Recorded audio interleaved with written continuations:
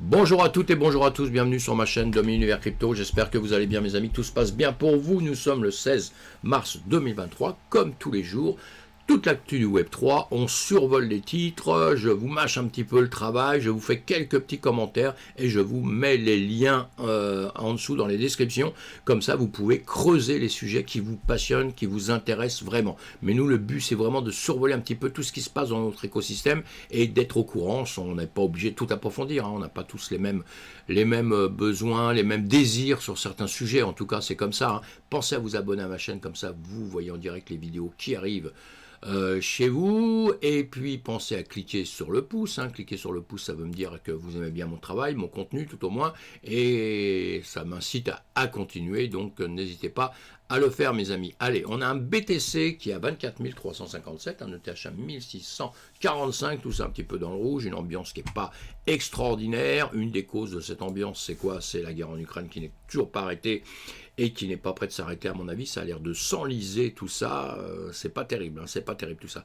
Et on va avoir des news encore aujourd'hui, on aura la BCE, petite conférence, on va bien voir un peu parce que quand même choc sur les États-Unis, choc sur les banques, problème quand même un petit peu mondial on va dire quand même, et la France, nous on va voir si on va passer à côté, en tout cas l'Europe, on va voir un petit peu les réactions, on va voir ce qu'ils vont dire, la réaction de tout le monde et les conséquences on va les vivre évidemment au fur et à mesure comme d'habitude parce qu'il y a les blabla et après il y a ce qui se passe en direct et ce qui se passe en direct sur les graphiques etc. Et là on a le S&P 500, vous voyez avec des bougies plutôt rouges, plutôt une tendance à rebaisser ces temps-ci, on verra cet après-midi quand le marché va repartir. Ici on a le BTC en une heure, il a tendance à vouloir redescendre un tout petit peu, il avait fait nos 25 000. Nous étions ravis, parce qu'il est regrimpé, il a fait 26 000, mais il revient en arrière un petit peu sur le chemin que je vous avais dit. Donc jusqu'à présent, enfin dans ma conception de voir les choses, tout va bien. Dans la vôtre, je ne sais pas, vous me laisserez des commentaires. Et le marché européen, on va voir comment il va se comporter toute cette journée. Et sinon, une bonne news, le NAB réalise son premier mondial avec une transaction transfrontalière de pièces stables. Ça, c'est une bonne news. Elle a réalisé une transaction transfrontalière intrabancaire en utilisant un stablecoin émis par NAB, ce qui représente une première mondiale par une grande institution financière sur une blockchain publique de couche 1. Je vous ai fait une vidéo hier pour vous expliquer un petit peu ce que c'était les couches, c'est-à-dire les layers, hein, des mots que vous allez entendre à longueur de temps. Vous voyez pourquoi je vous ai fait cette vidéo? Parce que ça revient à longueur de temps. Donc si vous ne savez pas, je vous mettrai le lien dans les commentaires aussi. Vous irez voir cette vidéo pour comprendre un peu ce que c'est que les couches. Voilà, cette transaction pilote sur la blockchain Ethereum publique et sans autorisation impliquée le déploiement de contrats intelligents stables pour cette principale devise mondiale. Le sujet du projet pilote démontre le potentiel de réduire les transactions transfrontalières de quelques jours à quelques minutes. Vous voyez un peu, et rapproche NAB de l'offre aux clients qui opèrent dans plusieurs juridictions et devise une expérience plus simple et plus rapide en commençant par les entreprises et les clients institutionnels. Le directeur général exclusif de NAB, Narken Krapa, a déclaré que NAB investissait pour développer l'écosystème d'actifs numériques le plus sûr, le plus simple et le plus sécurisé d'Australie. Avec quelqu'un qui va parler normalement, vous verrez que c'est tout simple à comprendre. Avec moi, ça devient un peu compliqué quand je bégaye un peu, hein. Ça m'arrive de temps en temps, faut pas m'en vouloir. C'est comme ça depuis que je suis tout petit, donc ça ne change pas. Nous nous engageons à rechercher les bonnes opportunités d'activité numérique avec des avantages clairs pour le client.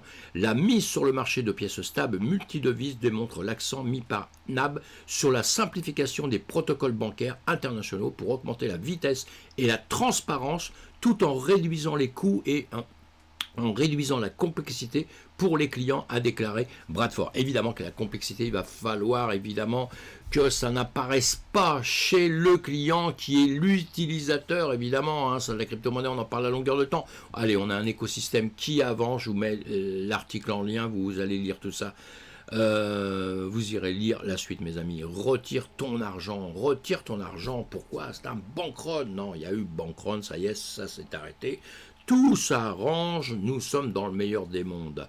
Le scénario qui fait trembler les banques, évidemment le scénario qui fait trembler les banques, on sait bien, c'est Le bankrun, c'est quoi? C'est quand tout le monde veut retirer son argent au même moment, mes amis. Hein. Ça, c'est une catastrophe, hein, évidemment, évidemment.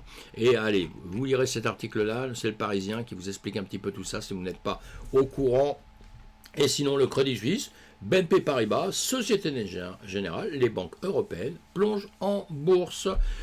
Voilà, les news un petit peu en ce moment, hein, c'est chaud hein, quand même, hein, c'est un petit peu chaud. Hein. Allez, un commerçant prévient que Bitcoin pourrait plonger de plus de 50% avant que BTC ne touche le fond. Voici la chronologie. Allez, ça fait un petit dessin là. Tout à fait, ça peut être jouable, hein, ça peut être jouable ce qu'il dit. Hein. Moi, nous sommes par ici, vous voyez, nous sommes par ici, nous remontons 25 000, tout ça, etc. On peut monter bien plus haut, redescendre, oui, c'est tout. Tout est jouable, vous savez, tout est jouable. On n'a pas de boule de cristal, donc tout ce qu'on peut dire, on peut raconter tout ce qu'on veut. Ce qui sera très important, c'est d'être là au bon moment pour réagir au bon moment si ça descend ou si ça monte, pour pas aller en perte ou pour aller en gain si on peut aller en gain. C'est ça la vision du trader. C'est pas spécialement la vision sur 10 ans, parce que la vision sur 10 ans, on va se dire, oui, je crois à cet actif, je crois à l'entreprise dans laquelle j'investis mes billes, je pense qu'elle va monter un jour. Voilà, c'est ça le but à la base d'un trader, c'est le but d'un investisseur. S'il a un doute déjà aujourd'hui, comme on dit à l'instant, s'il a un doute sur quelque chose, il n'y va pas. S'il y va, c'est qu'il croit à l'avenir, c'est qu'il croit que plus tard ça va monter. Maintenant, dans les heures qui vont venir, dans les semaines qui vont venir, dans les mois qui vont venir, on ne sait pas trop comment ça va faire. Quand vous tradez, vous vous occupez de la journée, de la semaine, vous faites des trades là-dessus. Après, sur le long terme, ça devient du très très très dangereux. Pourquoi? Parce que économiquement, on ne sait pas ce qui va se passer. La guerre en Ukraine, même si depuis 2014, on disait, parce que moi je m'occupe de ça depuis longtemps, on disait, voilà, bon, là-bas ça merde un peu, on ne sait pas qui est la faute, hein, on ne sait pas si c'est les Ukrainiens, les Russes, tout ça, mais en tout cas ça merde, ça peut avoir un peu des problèmes un jour, et le jour où ça arrive, on tombe un peu des nues quand même, parce qu'on s'est toujours dit, ça n'ira pas jusqu'à là. Pour tous les soucis, c'est pareil, donc on ne sait jamais où on va aller. Alors on peut faire toutes les prédictions qu'on veut, oui, pourquoi pas. Là, le dessin qu'il nous a fait, oui, pourquoi pas, hein. Pourquoi pas pour ça fasse ci, ça remonte. Je pourrais même, moi, vous faire des scénarios où ça pourrait même descendre un peu plus bas. Alors que depuis X temps, je dis non, je ne veux pas, parce qu'en réalité, je ne veux pas. Hein, et donc, je considère que le BTC devrait m'écouter un petit peu. Allez, je plaisante, mes amis, en tout cas, on va lire tout ça. C'est intéressant, les gens qui font du travail, les gens qui cherchent à communiquer, tout ça, c'est toujours intéressant. Moi, j'aime tout lire, même des choses qui ne me plaisent pas, je les lis pour savoir le pourquoi du comment la personne pense comme ça. C'est ça qui est très important. Sam Bankman-Fried demande au tribunal de donner la priorité au remboursement de ses frais juridiques. Oui, lui aussi, j'ai du mal à le comprendre entre nous. Hein. J'ai vraiment du mal à le comprendre. Mais bon, la seule chose que j'arrive à assimiler, c'est qu'il a monté quand même une grosse arnaque. Je pense qu'il savait un peu ce qu'il va faire, ce qu'il allait faire et ce qu'il voulait faire, et qu'il n'est pas très malin quand même. Voilà. Passons, j'avance. The Block nous dit quoi? Circle et limite substantiellement l'arriéré de rachat de l'USDC. L'USDC, on a vu, il a repris sa parité au dollar. Donc tout va bien. Dans le meilleur des mondes, on va quand même continuer à suivre ça de près. Hein. C'est-à-dire que l'opérateur ACG du stablecoin USDC affirme avoir éliminé la quasi-totalité de l'arriéré des demandes de frappe et de rachat pour l'USDC. Donc pour l'instant, tout ça va bien. Dans le meilleur des mondes, comme je vous l'ai dit. Ici, Coindesk nous dit, ah oui, Brian Brooks, le gouverneur américain utilise la crise pour étouffer l'accès cryptographique aux banques.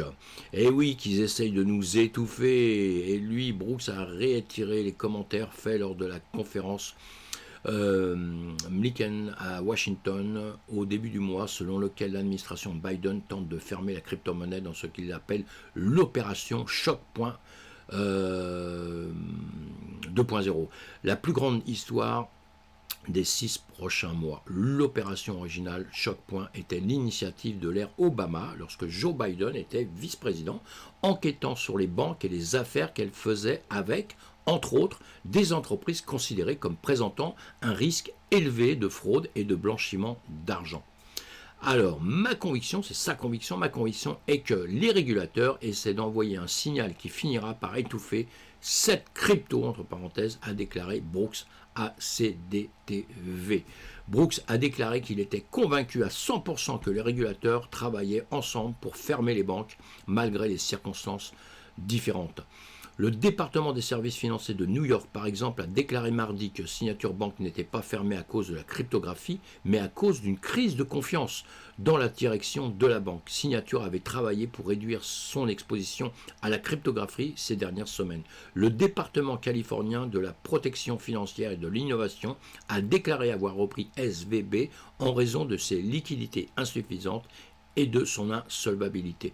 Silvergate a volontairement fermé une semaine après avoir déclaré qu'il déposait son rapport annuel en retard et qu'il n'était pas sûr de ses capacités à confirmer en tant qu'entreprise en activité. Vous voyez tout ça, bon, pourtant pour Brooks, ces choses ne sont pas du tout des accidents, j'en suis très confiant, mais la crypto ne sera pas si facilement coupée, a déclaré Brooks. Il y aura toujours de petites banques prêtes à investir et à travailler avec des sociétés de cryptographie, a-t-il déclaré. Mais ce serait mieux si de plus grandes banques avec une meilleure gestion des risques étaient au service du secteur. Bien sûr, on en est bien d'accord, allez, on est d'accord.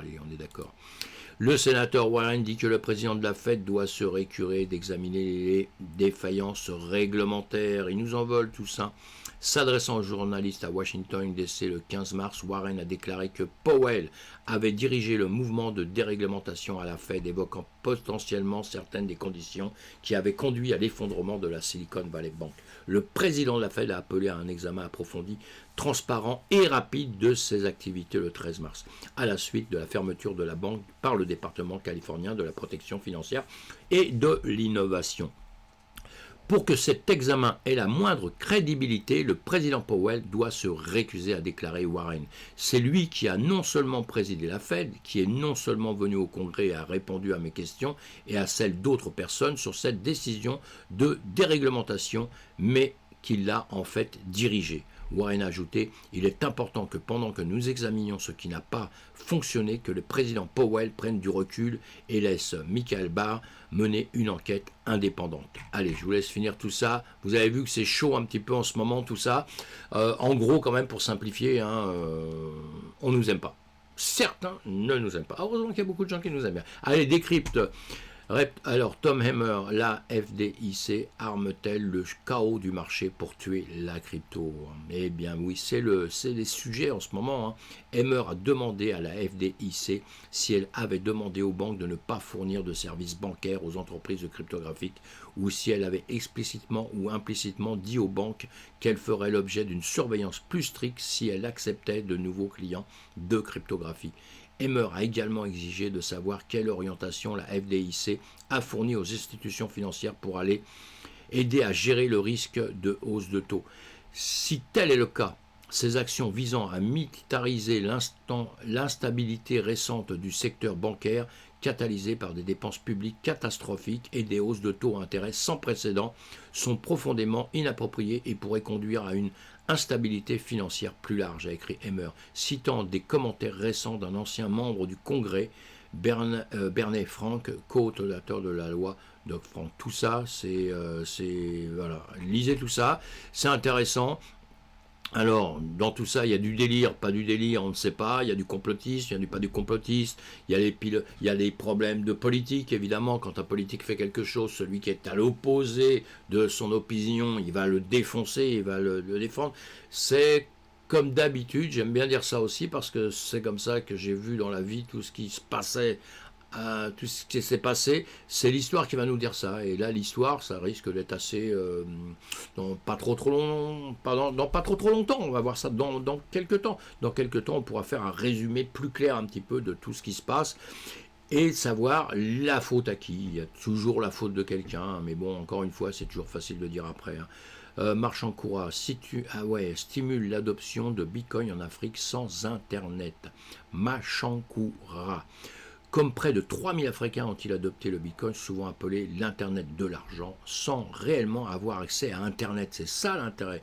La réponse réside dans Marchankoura, un outil conçu par le développeur de logiciel Enko Tasso Ngabo pour utiliser Bitcoin avec rien d'autre qu'un téléphone polyvalent. Aucun ordinateur, smartphone ou service internet n'est requis. Hyper intéressant ça. Donc allez, vous allez lire ça. J'avais configuré un Raspberry exécutant à la fois un nœud Bitcoin et Lightning et j'essayais de comprendre ce que je pouvais construire dessus, a déclaré Ngabo a décrypteur par message direct. Un projet USSD était intrigant car de nombreux bitcoiners africains parlaient déjà de la création d'un portefeuille pour les utilisateurs de téléphones polyvalents. Allez, vous allez lire tout ça, ça vous intéresse, c'est assez passionnant quand même. Et Europol saisit près de 50 millions de dollars de bitcoin dans le cadre d'un racket de blanchiment d'argent. Alors malheureusement, hein, on a d'un côté tous ceux qui veulent nous détruire, avec les réglementations, avec le fait de dire qu'il y a du blanchiment d'argent, que c'est pas sécurisé, que c'est dangereux pour les clients, et on peut presque comprendre un peu quand après on voit exactement tous les piratages qu'il y a, tous les mauvais coups qu'on a, parce que voilà, les réglementations veulent nous détruire, et il y a les pirates, on va dire, d'informatique, eux nous détruisent carrément. Donc c'est dur, hein. Mais là, Europol saisit près de 50 millions de dollars dans le cadre d'un racket de blanchiment d'argent. Donc ça, c'est de l'argent qui est récupéré. C'est pas mal. Les autorités soutenues par Europol ont abattu un important blanchisseur de crypto et saisi 1909 bitcoins d'une valeur de près de 50 millions de dollars. Voilà, encore un article à suivre. En tout cas, ça c'est intéressant parce que plus on va prendre ces pirates, on va dire, entre guillemets, ces cambrioleurs de bitcoin ou de crypto-monnaie, eh bien plus il y aura d'actions fortes là-dessus, moins il y aura évidemment d'arnaqueurs, et moins il y aura d'arnaqueurs, plus les gens vont finir par rentrer dans notre écosystème en toute sécurité. C'est ce qu'on cherche à faire, hein. Un hacker de l'heure tente, apparemment ça change, envoie des fonds à un mixeur crypto, encore une fois, on en revient comme Tornado Cash. La société d'analyse de blockchain Perchill a tweeté le 16 mars que l'exploiteur à l'origine de l'attaque de prêt flash sur le protocole de prêt non dépositaire Ethereum était en mouvement. Voilà, donc on peut le suivre. Cela survient quelques heures seulement après que leur Labs a tweeté qu'il lançait une récompense de 1 million de dollars pour les informations menant à l'arrestation de l'attaquant d'un protocole Earl et au retour de tous les fonds. Tous les fonds, mais il demande d'un retour de 90% des fonds. Hein. Donc ça veut dire qu'il laisse 10% à l'autre, vous voyez. Bon, c'est une manière pour ne pas tout perdre, évidemment, hein, mais c'est quand même un drôle de monde quand on voit ça comme ça, hein, un peu. Allez, j'avance. Vous irez quand même lire ceci si vous vous intéressez à toutes nos petites histoires de piratage. Petites histoires qui font des gros montants de piratage quand même entre nous. Hein. Allez, on connaît désormais l'identité des pirates responsables du premier hack de Ledger. Vous voyez qu'avec le temps, on arrive à tout remonter. Ça, c'est un article du bitcoin.fr que vous allez lire aussi. ChatGPT, mes amis, sauvera-t-il les crypto-monnaies liées à l'assaut des smart contracts? Alors voilà, apparemment qu'ils font super bien le travail. Hein. La sécurité des smart contracts avec GPT-4, l'IA semble pouvoir aider tous les domaines dans cette optique. Les crypto-monnaies ne sont pas laissées pour compte. En février dernier, nous abordions déjà la possibilité d'utiliser ChatGPT dans la détection de failles dans les smart contracts. Et maintenant, on a eu le résultat de ChatGPT 3 était déjà extrêmement prometteur. Cependant, ceux de ChatGPT 4 sans mettre la barre un peu plus haut. Ainsi, les développeurs pourraient s'appuyer sur l'IA, l'identité artificielle, pour sécuriser leurs applications. L'intelligence artificielle pour sécuriser leurs applications et éviter de perdre des sommes considérables à cause des hacks. Bah voilà, hein, écoutez, ça va servir à quelque chose. Hein. Bon, je sais que je vais approfondir un peu tout ça parce que ça m'intéresse. À l'intérieur du chaos, chez Unami Labs, le défi de percer dans le courant dominant.